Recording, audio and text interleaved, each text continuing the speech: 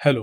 आज हम लोग पढ़ेंगे reasoning ability and problem solving के टॉपिक एनालॉजी का पार्ट थर्ड। इसमें हम लोग देखेंगे जो भी हम लोग ने एनालॉजी के बारे में पढ़ा है और उनसे रिलेटेड किस तरह के क्वेश्चन एग्जाम से पूछे जाते हैं, कितने टाइप्स के प्रॉब्लम पूछे जाते हैं, वो हम पहले अपने लेक्चर्स में पढ़ चुके हैं। अब आज उन्हीं से रिलेटेड क्वेश्चंस किस तरीके के आते हैं हर टाइप्स के ऊपर वो देखेंगे और हर टाइप के अराउंड 6 क्वेश्चंस देखेंगे।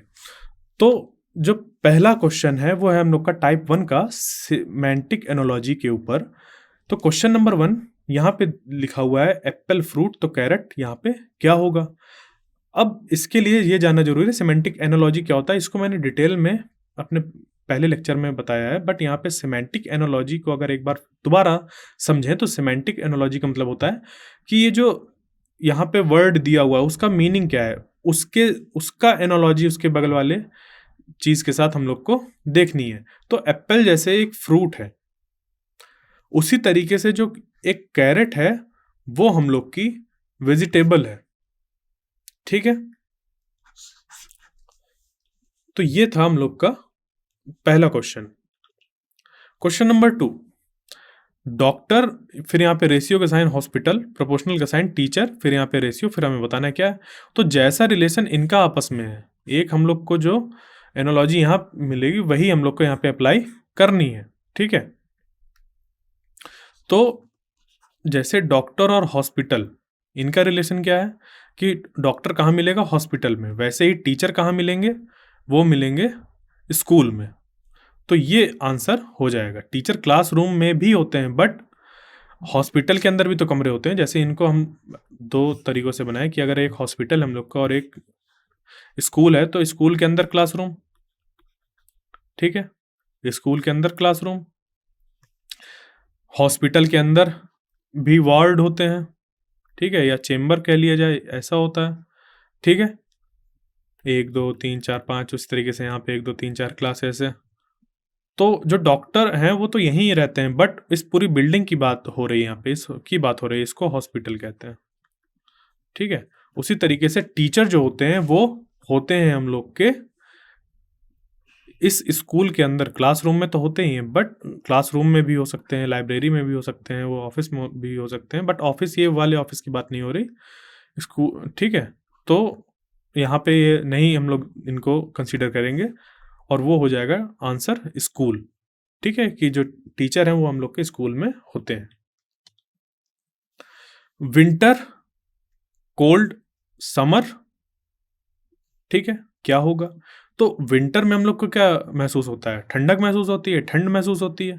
उसी तरीके से समर में, गर्मियों के टाइम में क्या महसूस होता है, गर्म महसूस होता है, हॉट। ठीक है, कहते हैं ना एक्सट्रीम हॉट है आज, extreme hot weather in the summer. ठीक है, तो ये हो गया हम लोग का विंटर रिलेटेड है कोल्ड से, वैसे ही समर रिलेटेड है हॉट से। फिर बात आती है क्वेश्चन नंबर 4 की, सिमेंटिक एनोलॉजी का ही क्वेश्चन नंबर 4 है ये। इसमें ओशन रिलेटेड है सॉल्ट वाटर से, वैसे ही लेक किससे रिलेटेड होगा। जो ओशन होता है, ओशन में मौजूद है सॉल्ट वाटर, मतलब वहां का जो वाटर है वो कैसा है, सॉल्टी है। ठीक है, सॉल्टी इन नेचर है। और जो लेक है, लेक में जो भी पानी हमें मिलता है वो फ्रेश होता है। फ्रेश मतलब उसको हम पी सकते हैं, सॉल्ट वाटर को हम लोग ड्रिंक नहीं कर सकते। तो लेक में जो वाटर होता है वो होता है फ्रेश वाटर। ठीक है, ये चीज, मछलियां दोनों जगह मिलेंगी, बट यहाँ पे वो रिलेशन नहीं है। लेक में फिश होगी, लेक में वेव्स होंगी, जैसे कि हम कोई पत्थर कहीं पे डाल दे तो लेक में वेव फॉर्म हो सकती हैं। ठीक है, बट यहाँ पे बात वाटर की होती है, वाटर के नेचर की बात हो रही है। तो ओशन में सॉल्ट वाटर होता है और लेक में फ्रेश वाटर। इस तरीके से टाइप 1 का जो 5th क्वेश्चन है, कैट मैमल, वैसे ही क्रोकोडाइल क्या होगा। तो यहाँ पे ये जो कैट है, कैट किस कैटेगरी में आती है। कैट को हम लोग क्या कहते हैं, कैट को मैमल कहते हैं। ठीक है, क्योंकि कैट जो होती है वो बेबीज को जन्म देते हैं। ठीक है, बच्चे पैदा होते हैं, अंडे नहीं आते हैं जैसे मुर्गियों में होता है, उस पर पहले अंडे आते हैं फिर उससे बच्चे निकलते हैं, जबकि कैट में बच्चे होते हैं। ठीक है, क्रोकोडाइल जो होते हैं उनके अंडे होते हैं, उनके बच्चे नहीं होते, उनके अंडे होते हैं, उसके बाद उनसे बच्चे निकलते हैं, ठीक है। तो और ये जो क्रोकोडाइल हैं वो मैमल्स नहीं होते, उनके दूध नहीं होता। जैसे कैट अपने बच्चों को दूध पिलाती है, वैसे क्रोकोडाइल अपने बच्चों को दूध नहीं पिलाते। तो ये मैमल वाली कैटेगरी में नहीं आते, बट ये किसी कैटेगरी में आते हैं। वो कैटेगरी कौन सी होती है? क्रोकोडाइल इंसेक्ट नहीं होते, क्रोकोडाइल उड़ते नहीं हैं, तो बर्ड नहीं होते। क्रोकोडाइल हम लोग के रेप्टाइल होते हैं, ठीक है। क्रोकोडाइल हम लोग के रेप्टाइल होते हैं। क्लियर ये चीज? क्रोकोडाइल हम लोग का एम्फीबियन नहीं होता, वो पानी और हवा दोनों में सांस नहीं लेता, वो सांस हवा से ही लेता है, ठीक है।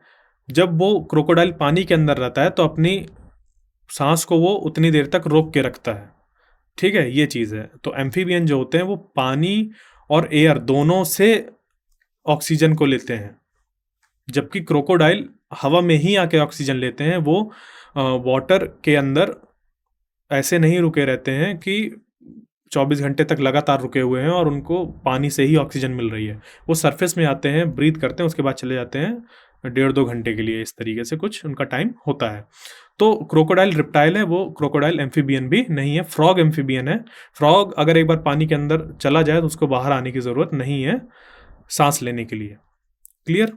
जैसे व्हेल होती है, व्हेल भी एम्फीबियन नहीं है, उसको मतलब वो इस तरीके फिश नहीं है कि वो उसके गिल्स नहीं होते कि वो पानी से एयर ले ले, उसको सरफेस में आना पड़ता है और वहां से वो एयर लेती है, जो व्हेल होती है, ठीक है। क्वेश्चन नंबर 6, सेलर, सिप, वैसे ही पायलट, ठीक है। तो यहां पे ये होगा। तो जैसे सेलर है, सेलर सिप चलाता है, वैसे ही पायलट क्या चलाता है? पायलट एरोप्लेन चलाता है। अब इन दोनों में डिफरेंस क्या है एरोप्लेन और एयरप्लेन में? ये अमेरिकन इंग्लिश है और ये ब्रिटिश इंग्लिश है, बस, और कोई अंतर नहीं है, ठीक है। दोनों सही है अपनी अपनी जगह पे। तो सेलर सिप को चलाता है और पायलट एरोप्लेन को चलाता है। क्लियर? इस तरीके से हम लोग को चीजें देखनी होती हैं। टाइप 2 का जो नंबर एनोलॉजी है, टाइप 2 हम लोग की नंबर एनोलॉजी, उसका क्वेश्चन नंबर 1 इस पे दिया हुआ है हम लोग को 2:4, 2:4 प्रोपोर्शनलिटी का साइन, फिर 3 रेशियो क्या आएगा? तो 2:4 से कैसे रिलेटेड है? 2 को अगर हम रिलेट करें 4 से तो ये हो सकता है कि 2 + 2 = 4 या फिर 2 × 2 = 4। अब इस रिलेशन के अकॉर्डिंग अगर देखें तो 3 + 2 = होना चाहिए 5, जबकि यहाँ पे 5 आंसर नहीं है, तो ये रिलेशन नहीं होगा, ये रिलेशन नहीं होगा। अब इसको करके देखते हैं 3 × 2, तो आ गया 6 और ये आ गया पहला वाला हम लोग का ये आंसर। तो जो ये क्वेश्चन है, क्वेश्चन सिर्फ यहीं तक नहीं होता, क्वेश्चन ऑप्शन पे भी डिपेंड करता है कि ऑप्शन क्या दिया हुआ है। तो ये पूरा मिल के क्वेश्चन बनता है। इस तरीके के क्वेश्चन जो होते हैं नंबर एनोलॉजी वगैरह वाले। अब नंबर एनोलॉजी का क्वेश्चन नंबर 2, इसमें वही है कि 5:25 प्रोपोर्शनलिटी के साइन 6 रेशियो क्या होगा? तो 5 का जब हम स्क्वायर करते हैं, क्या करते हैं? 5 का स्क्वायर करते हैं तो मिलता है 25। उसी तरीके से जब 6 का स्क्वायर करते हैं तो मिलता है 36। ये वाला आंसर हो जाएगा हम लोग का।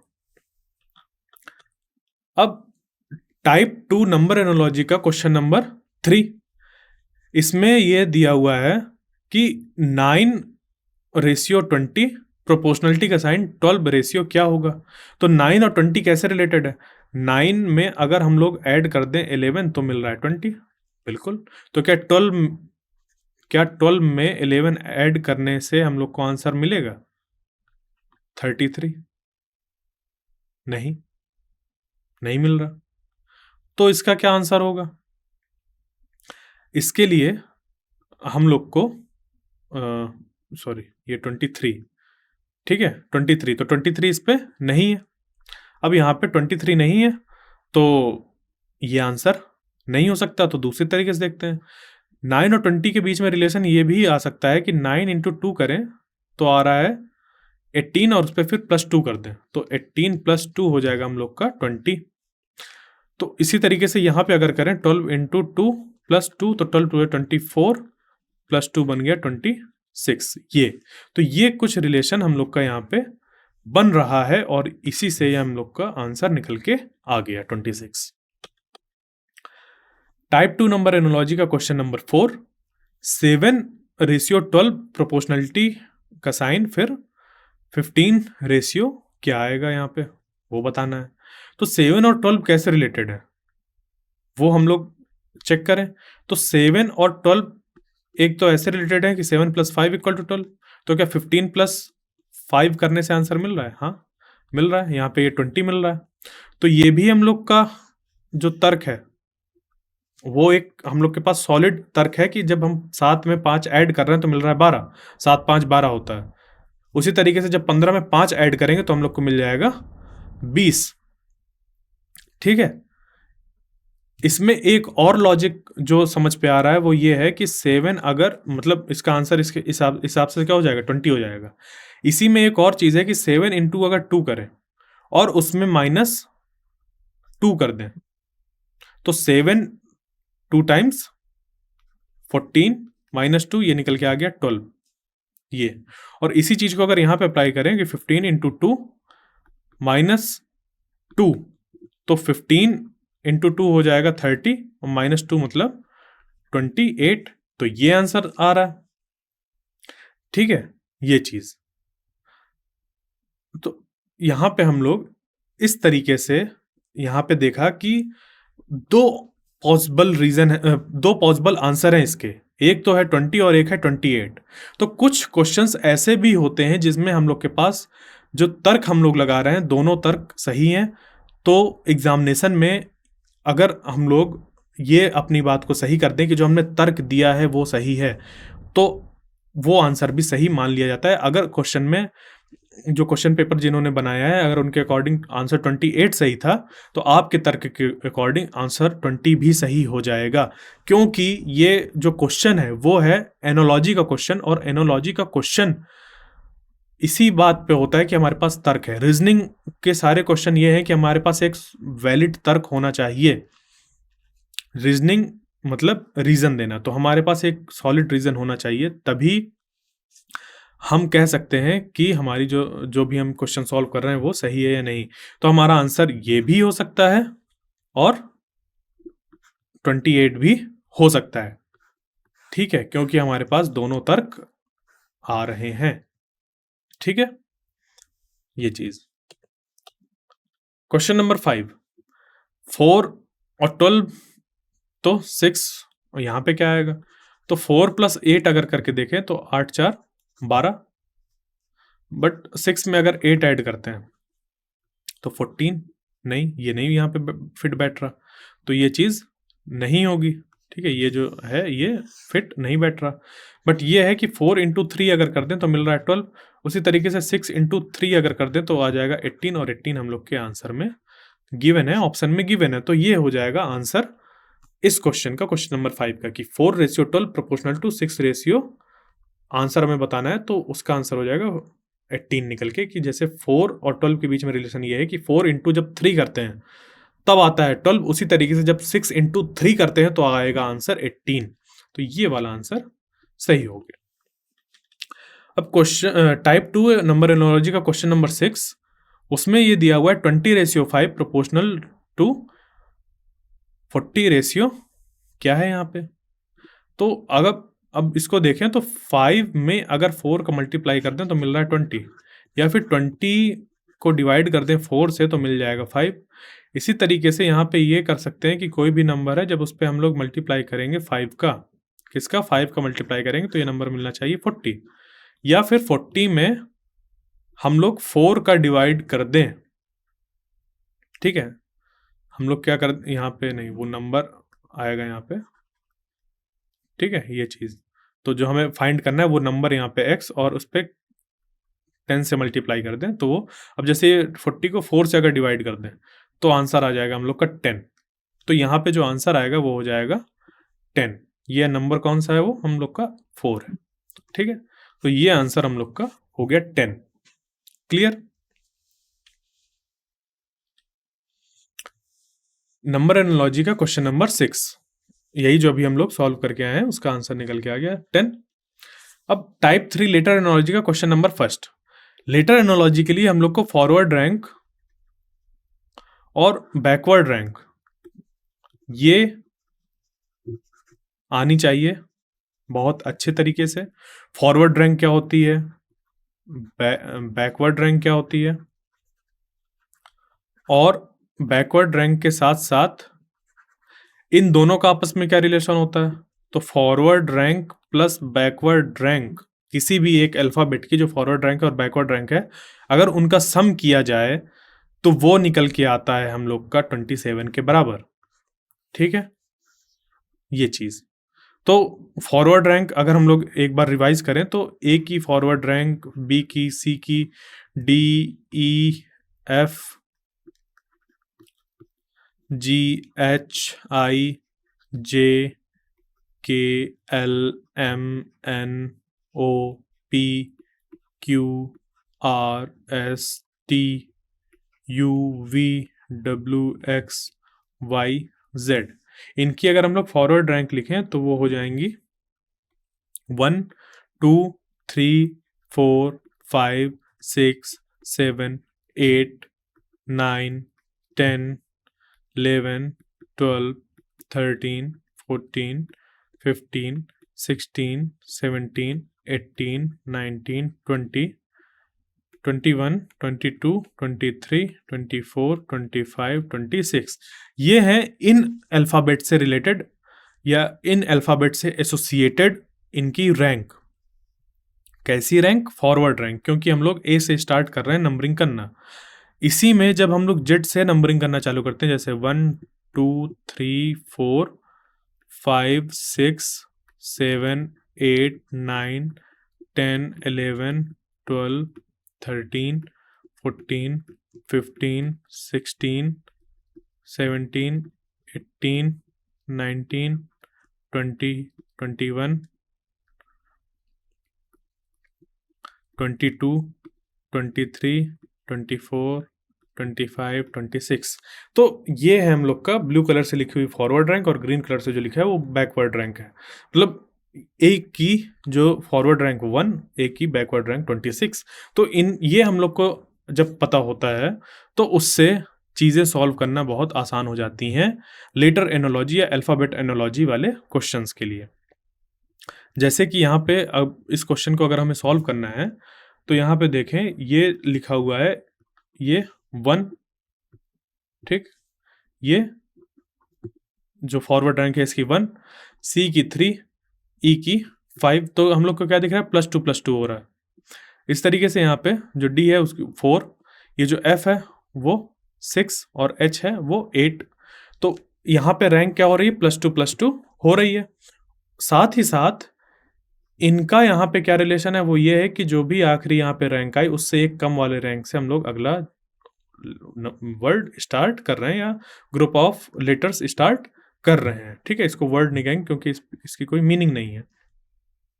तो यहाँ पे BDL, B2D4L जो है हम लोग का वो हो गया 12।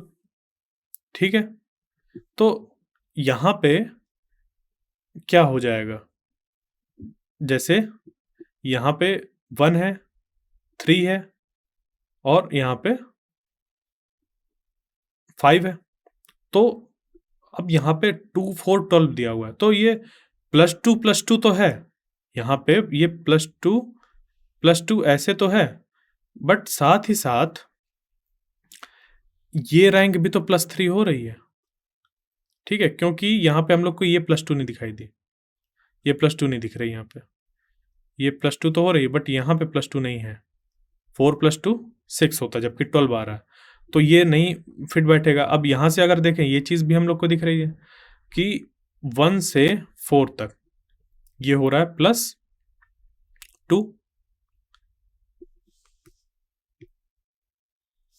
ठीक है, +3 और 3 + 3 6 हो रहा है और 5 + 3 8 हो रहा है। उसी तरीके से ये जो रैंक है इनमें हम लोग प्लस करेंगे तो अगली वाला हम लोग को मिल सकता है। तो 2 में जब 12 में इसको करते हैं, पहले 12 को अगर हम लोग लिखें 12 + 3 हो जाएगा 15, 4 + 3 हो जाएगा 7 और 2 प्लस 3 हो जाएगा 5।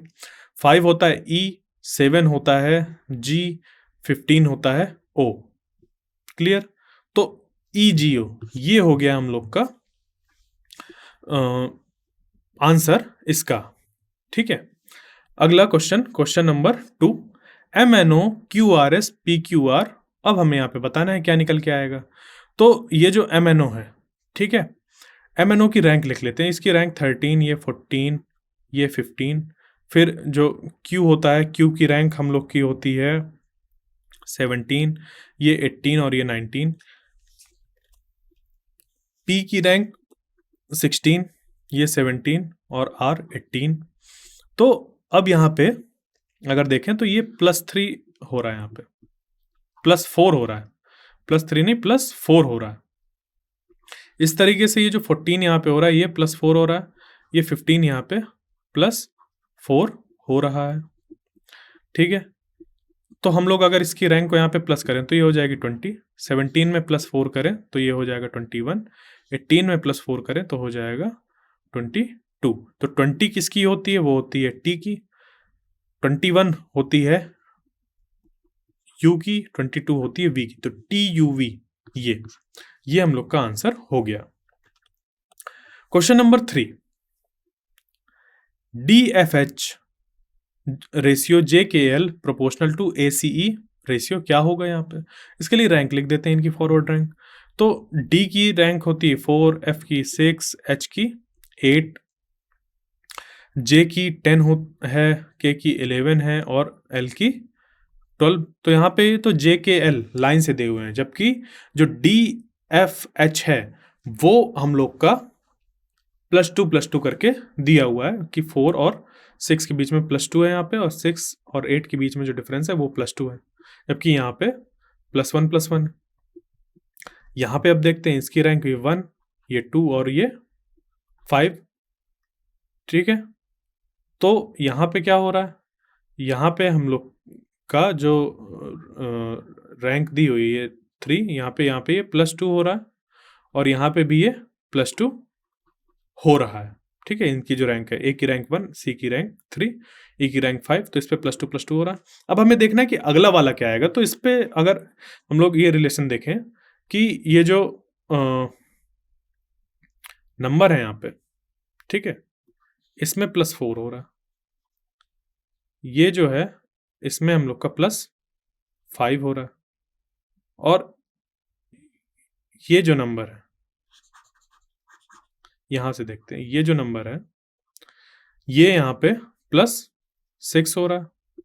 दूसरे कलर को अगर चूज करें तो यहाँ पे ये +5 हो रहा है, और ये जो नंबर है ये हम लोग का +4 हो रहा है। ठीक है, ये यहाँ पे +6 था और यहाँ पे +5, और ये जो हो रहा है वो +4 हो रहा है। यहाँ पे क्या देख रहे हैं? घट रहा है, प्लस जो भी हम लोग कर रहे हैं वो घटता जा रहा है। तो सबसे पहले इस पे +6 अगर करें तो 1 + 6 हो जाएगा 7। फिर उसके बाद हम लोग यहाँ पे +5 करें तो नंबर हो जाएगा 5 3 8। उसके बाद इसको अगर हम लोग प्लस करें तो ये हो जाएगा 5 + 4 9। तो 7 क्या होता है? वो होता है हम लोग का G, उसके बाद 8 और ये I 9। तो GHI हम लोग का आंसर हो गया। इसका अगला question, question number 4, LMN OPQ XYZ। तो इसके लिए हम तुरंत कुछ नहीं सोचना, हम लोग को इसकी लिखनी रैंक। L की रैंक 12, इसकी 13, इसकी 14, O की रैंक हम लोग की होती है 15, P 16, Q 17, X की रैंक 24, 25 और ये 26। तो आगे आंसर क्या निकल के आएगा? तो यहाँ पे क्या दिख रहा है? जैसे यहाँ पे 12, 13, 14 किया था, 14 के बाद अगला वाला ही हम लोग ने यहाँ पे ले लिया 15, फिर 16, 17। उसी तरीके से जेड के अगले वाला क्या हो जाएगा? A, उसके बाद आ जाएगा B, फिर C। तो ये वाला आंसर हम लोग का हो गया LMN OPQ XYZ ABC। फिर लूप में चालू हो जाता है ऐसे ABCDEFGHIJKLMNOPQRSTUVWXYZ। फिर उसके बाद अगला जो अल्फ़ाबेट आता है वो फिर से A आ जाता है, ठीक है। फिर इस तरीके से साइकिल चलती रहती है, ठीक है। यहाँ पे कुछ होंगे MNO इस तरीके से, ठीक है। ये चीज़ ऐसे चलता रहता है, जो भी हम लोग का लूप होता है। 26 तक यहाँ है, 26 के बाद ये 27, 28, 29, मतलब 1 2 3, फिर से ये चालू हो जाता है 1 2 3, जैसे क्लॉक में होता है ना, 12, 12 के बाद 1, फिर 2 3 4 5 6 12, फिर 1, इस तरीके से लूप यहाँ पे भी चलता है। ये आ गया हम लोग का answer ABC। Question number 5 letter analogy का, RST WVU OPQ रैंक लिखते हैं पहले। R18 S हम लोग का 19 और T20, W23 V22 और U21, O की जो रैंक है वो 15, P की रैंक 16 और Q की रैंक 17। तो देखो यहाँ पे क्या हो रहा है, चीज़ें बढ़ रही हैं, यहाँ पे चीज़ें बढ़ रही हैं, और फिर यहाँ पे इधर घट रही हैं। तो इसके लिए अगर हम लोग रिलेशन देखें तो यहाँ पे यहाँ से यहाँ आने में ये हो रहा है +5, 8 5 13, और यहाँ से यहाँ पे जाने में हो रहा है +4, और 20 से 21 जाने में, 20 से 21 जाने में ये हो रहा है +3, मतलब घट रही हैं चीज़ें, +5 +4 +3। इसी तरीके से इसको करेंगे कि सबसे पहला वाला जो हम लोग को निकालना है उस पर करना है +5, तो +5 जब करेंगे तो 15 + 5 20, उसके बाद 16 + 4 करेंगे तो हम लोग को मिल जाएगा यहाँ पे 20, ठीक है। उसके बाद 17 + 3 करना है, वो भी हम लोग को क्या मिल जाएगा, 20 मिल जाएगा। क्लियर। टाइप 3 लेटर एनोलॉजी का question number 5, RST ratio WVU proportional to OPQ ratio हम लोग को फिर आंसर बताना है क्या आएगा। इनकी रैंक लिख दें तो जो R की होती है वो 18, इसकी 19, इसकी 20, W की 23, इसकी 22 और इसकी 21। तो यहाँ पे देख रहे हैं कि ये इधर रैंक बढ़ रही है और ये इधर घट रही है।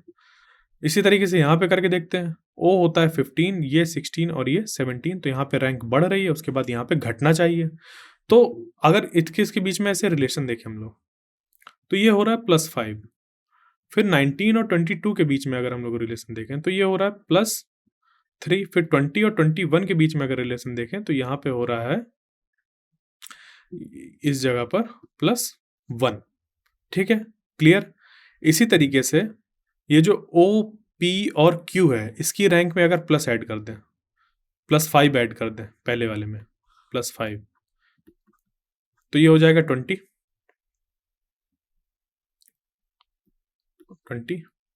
उसके बाद जो ये P है उस पे अगर हम लोग 3 ऐड कर दें तो हो जाएगी 19, 17 में 1 ऐड कर दें तो हो जाएगा 18।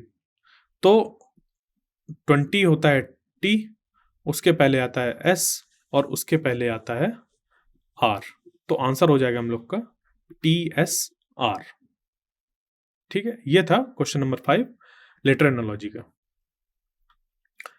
अब टाइप 3 लेटर एनोलॉजी का क्वेश्चन नंबर 6, इसमें दिया हुआ है GHJ KLM CDE, ठीक है। GHJ proportional ratio, KLM proportional to CDE ratio, यहाँ पे फिर आंसर बताना है। G की रैंक लिखें 7, H की रैंक 8, और जो हम लोग का J है, J की रैंक हो गई 10, K 11, L 12 और M हो गया 13। यहाँ पर उसके बाद ये जो D है CDE, यहाँ पे रैंक 3, 4 और ये 5। अब हमें बताना है कि आगे आंसर क्या होगा। तो G जो है उसकी रैंक पे अगर हम लोग 4 ऐड करें तो मिल रहा है हम लोग को 11, 8 में 4 ऐड करें तो मिल रहा है 12, और 10 में 3 अगर ऐड करें तो मिल रहा है 13, उसी तरीके से जो हम लोग को यहाँ पे दिया हुआ है CDE, हम लोग को क्या करना है, सबसे पहले इनमें 4 ऐड करना है, उसके बाद इस पे 4 ऐड करना है, तो 4 इस पे ऐड करेंगे तो 3 + 4 7, फिर 4 + 4 8, उसके बाद जो ये 5 है इस पे हम लोग को 3 ऐड करना है, तो 5 + 3 कितना हो जाएगा, 8। ये तो आंसर क्या हो जाएगा, 7 क्या जो होता है वो होता है G, और 8 होता है H। तो आंसर हो जाएगा हम लोग का GHH। तो ये थे हम लोग के कुछ 6 प्रॉब्लम्स हर एक टाइप के ऊपर। पहला टाइप था हम लोग का सिमेंटिक, उसके बाद जो सेकंड टाइप था वो था हम लोग का नंबर एनोलॉजी, और जो थर्ड टाइप था हम लोग का लिटर एनोलॉजी। तो इस तरीके से हम लोग ने आज कुछ प्रॉब्लम्स लगाई हैं इन टाइप्स के ऊपर, और इसके जो अगला लेक्चर है उस पे हम लोग बाकी के जो टाइप्स हैं उनके ऊपर भी क्वेश्चंस को सॉल्व करेंगे। Thank you.